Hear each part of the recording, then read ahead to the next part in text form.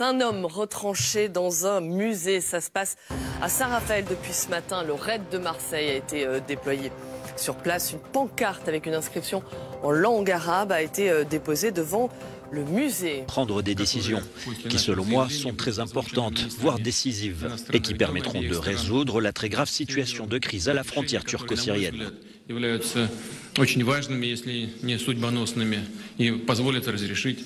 Vladimir Poutine et Recep Tayyip Erdogan se sont par ailleurs entendus pour faciliter le retour volontaire de réfugiés en Syrie. Enfin, la Turquie gardera la haute main sur la zone située entre la ville de Tal Abyad, qu'elle a prise au début de l'offensive, et celle de Ras El Ain, dont les derniers combattants kurdes se sont retirés dimanche. Sur un autre théâtre du conflit syrien, le président Bachar al-Assad a effectué une visite inédite près de la ligne de front à Idlib, une province contrôlée par des rebelles et des djihadistes dans le nord-ouest de la Syrie, une province que le régime de Damas entend bien reprendre.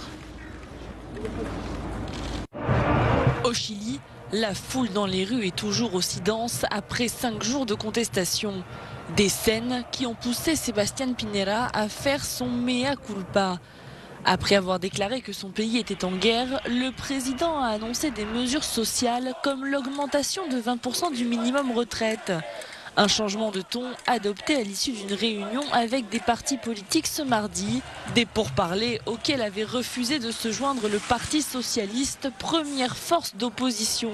Tout a commencé avec l'augmentation du prix du ticket de métro. Un petit bout de papier derrière lequel se cache une colère qui dure depuis des années. Prix des études, de la santé et de la vie en général, beaucoup de Chiliens sont endettés par des crédits à la consommation. Les manifestants dénoncent également des élites politiques déconnectées. Depuis le début de la contestation, 15 personnes sont mortes et plus de 2600 civils ont été arrêtés.